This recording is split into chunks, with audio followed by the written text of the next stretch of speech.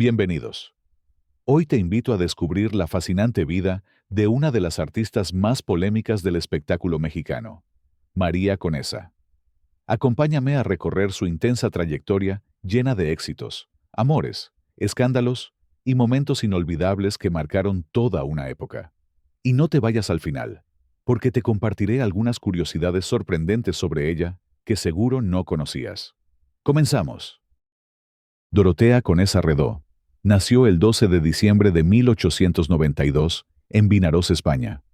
Sus padres tuvieron 3 hijos: Teresita, la mayor; Manuel, el hermano de en medio, conocido artísticamente como Manuel París; y finalmente María, la más joven. Desde temprana edad, fue destinada al mundo del entretenimiento. Sus padres decidieron encaminar tanto a ella como a su hermana mayor, Teresa, por la senda del arte. Así, las pequeñas fueron formadas en canto, danza, actuación y los géneros populares del teatro español, entre ellos la zarzuela, una expresión artística que María llevaría con gran éxito a escenarios internacionales. El nacimiento de un tercer hijo motivó a la familia a mudarse a Barcelona, donde decidieron probar fortuna, incorporando a las niñas a una compañía infantil de danza y teatro en el año 1900. Esta decisión las llevó a formar parte de una exposición universal en París y a emprender giras por diversos países, incluyendo España, Italia, Cuba, Nueva York y otras regiones de América. Llegó a México en 1901 con una compañía de niños actores que interpretaban las zarzuelas más en boga, debutando en el teatro principal y haciendo un pequeño papel en La Verbena de la Paloma. El 1 de noviembre de 1907 se presentó en el Teatro Albizu de La Habana, Cuba, con La Gatita Blanca, consiguiendo un éxito arrollador. El 27 de febrero de 1906, en una función en el Teatro Edén Concert de Barcelona, a su hermana Teresita le fue arrebatada la vida por un hombre que fue contratado por la madre de una bailarina rival. María, de 14 años, cayó gravemente enferma y se retiró temporalmente del escenario, pero, obligada por sus padres, debido a las carencias económicas, tuvo que regresar al teatro, pero debido a que las leyes empezaron a prohibir que menores de edad trabajaran en las carpas, teatros y circos, el padre de María, desesperado, decide mudarse a La Habana, Cuba, pero su esposa se queda en España y se va solo con María. Ya instalados, y la joven bailarina trabajando en un teatro, fue vista por la compañía de los hermanos Alcaraz, quienes andaban buscando nuevos talentos, y le ofrecieron al padre de María un contrato para ir a trabajar a la Ciudad de México. Así, llegaron en 1907, a un país golpeado por la pobreza y al borde de una revolución social, política y económica. Con apenas 15 años, su presencia en los teatros fue como un respiro en medio del caos. Desde ese momento, María Conesa se consolidó como una de las figuras más reconocidas y admiradas del teatro de revista, sin importar en qué escenario se presentara. Fue su talento, carisma, sensualidad y elegancia lo que revitalizó el teatro y devolvió el interés del público. Con una sólida formación en canto, danza y actuación, La Gatita Blanca conquistó al público mexicano no solo por su belleza y atractivo escénico, sino también por su disciplina. Ensayaba diariamente entre 3 y 4 horas, tuviera función o no, hábito que mantuvo incluso en su madurez. María Conesa no tardó en convertirse en la artista mejor remunerada del país, así como en una figura que generaba intensos debates. Para muchos sectores conservadores, sus actuaciones resultaban demasiado atrevidas, razón por la cual fue objeto de varias amonestaciones por parte de las autoridades. María fue una de las primeras actrices en tener un club de fans, y fueron sus seguidores quienes siempre la defendieron con fervor, llegando incluso a pagar las multas que se le imponían. María Conesa vivió un intenso romance con Manuel Sanz y Calderón, un joven de la aristocracia porfiriana y jugador de polo. Se dejaban ver juntos en el centro histórico de la capital, entre cafés refinados y lujosos restaurantes. Solían aparecer juntos, sin esconderse de nadie. La presencia de aquella pareja no pasaba desapercibida. Para la alta sociedad, resultaba una auténtica provocación. ¿Cómo podía un joven acaudalado, heredero de una de las familias más influyentes de Tlaxcala, pasear tomado de la mano con una actriz de revista? Pero a Manuel Sanz poco le importaba. Los rumores no tardaron en multiplicarse. En cada noche de gala, en cada función teatral, se desataban los cuchicheos. Detrás de los abanicos y entre copas de licor, llovían las críticas de las damas indignadas. La relación entre María Conesa, considerada como una mujer sin linaje ni posición, y un joven millonario criado bajo estrictas normas de tradición y prestigio, escandalizaba aún más que las osadas presentaciones de la actriz sobre el escenario. Sin embargo, lo que pocos sabían es que ese amor era tan público como verdadero. Manuel Sanz no era un simple aficionado a la farándula, encandilado por la fama. Amaba sinceramente a María. Asistía a todas sus presentaciones, la colmaba de flores, le escribía poemas y cartas, y no dudaba en enfrentarse a su familia, al qué dirán, y a los prejuicios de su clase social. La relación causó un mayor escándalo cuando quedó embarazada sin haberse casado. Ambas familias estaban furiosas. Tuvieron que huir a Nueva York, donde dio a luz a su único hijo. En 1909, la pareja regresó con su hijo en brazos, y al final, su padre accedió, y contrajeron matrimonio.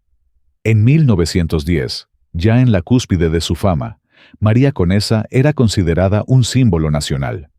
Fue la actriz mejor pagada del país, y una figura profundamente querida por el pueblo. Durante las celebraciones del centenario de la independencia, el propio Porfirio Díaz y su esposa acudieron al teatro principal para presenciar una de sus funciones. Apenas 2 meses después, estalló la Revolución Mexicana.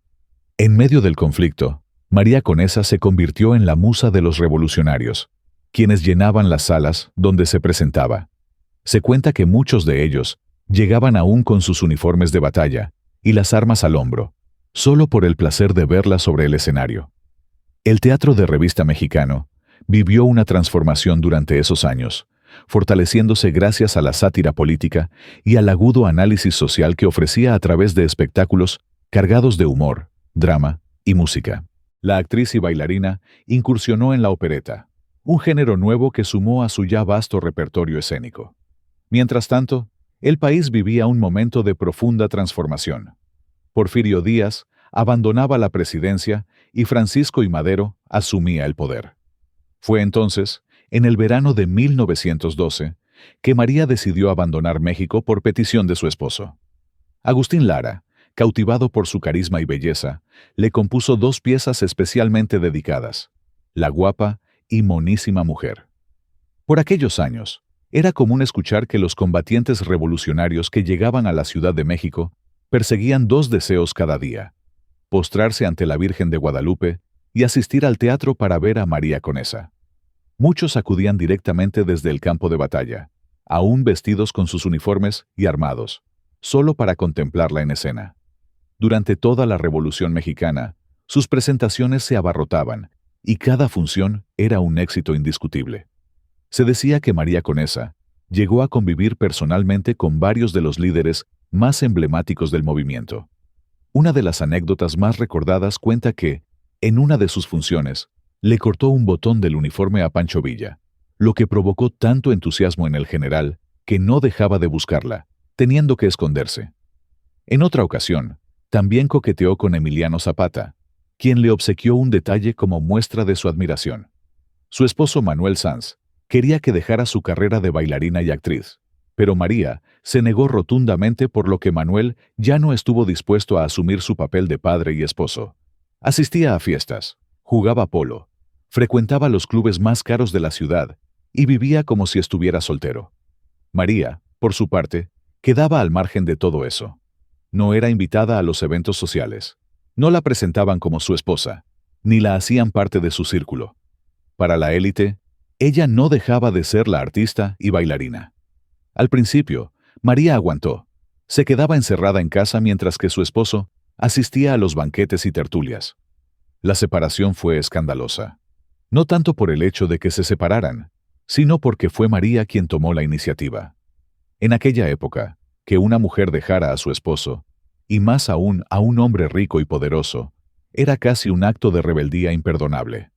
Pero ella no estaba dispuesta a resignarse.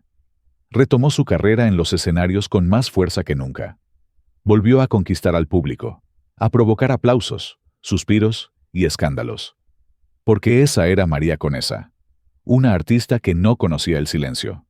Su hijo, Manuel Sanz Conesa, fue criado principalmente por María, quien jamás negó su historia ni escondió su pasado. Una verdadera corte de admiradores rodeaba a la célebre tiple valenciana. María Conesa conquistó todos los escenarios en los que se presentó gracias a su talento desbordante, su magnetismo escénico, su deslumbrante belleza y el refinado gusto que mostraba en cada una de sus apariciones, siempre vestida con atuendos lujosos y elegantes. Aunque su popularidad la elevó al nivel de una figura venerada, no logró escapar del escándalo. Se le acusó de tener vínculos tanto con figuras influyentes de la élite como con personajes del mundo criminal. Eran de dominio público los rumores que la relacionaban con la banda del automóvil gris, especialmente con su líder, Juan Mérigo, de quien se decía que, enamorado de la artista, le obsequiaba joyas de rubíes y esmeraldas para complacer los gustos opulentos de la vedette. Evidentemente, ese romance puso a María Conesa en el ojo del huracán. Las autoridades comenzaron a seguir sus pasos y la prensa no tardó en especular sobre su posible complicidad con la banda. Sin embargo, jamás se le comprobó nada. María, como buena diva, supo deslindarse de todo señalamiento, utilizando su carisma, su astucia y su indiscutible estatus de estrella nacional. Si algo sabían los fiscales y policías de la época, era que meterse con la gatita blanca podía costarles la carrera. Los escándalos, lejos de perjudicarla, aumentaban su leyenda. A cada paso que daba, María dejaba una estela de rumores, susurros, chismes y titulares. Pero ella no se inmutaba. Sabía que la atención del público, buena o mala, era su mayor capital. Y seguía imperturbable, vestida de lentejuelas, envuelta en humo de tabaco, con su voz rasgada y sus pasos cadenciosos sobre los escenarios. Su versatilidad la llevó del drama a la comedia, y del teatro a la radio, la televisión, los cabarets e incluso el cine, tanto en México como en Nueva York. Durante su estancia en el extranjero, recibió un llamado de Hollywood, donde realizó algunas pruebas para incursionar en el cine estadounidense. Sin embargo, tras reflexionar, decidió rechazar la propuesta y mantenerse fiel a sus raíces artísticas. Además de ser una intérprete consagrada, fue una destacada empresaria que invirtió en la creación de espectáculos de gran formato, montados en los teatros más prestigiados del país, en los cuales siempre brillaba como la figura principal.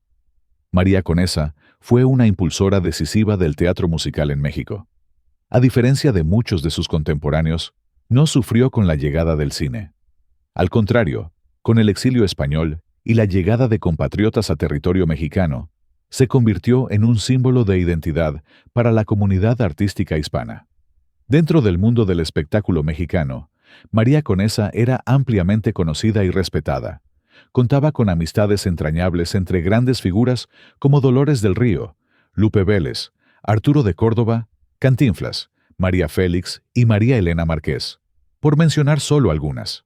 Canciones como Mi querido capitán, El castigador, El morrongo y Los polichinelas se convirtieron en éxitos gracias a su interpretación, perpetuando su legado en la historia del entretenimiento. Incluso cuando su nombre ya no encabezaba los carteles, seguía siendo tratada como una reina. Se presentaba en teatros con espectáculos más sobrios, donde recitaba poesía o contaba anécdotas de su vida.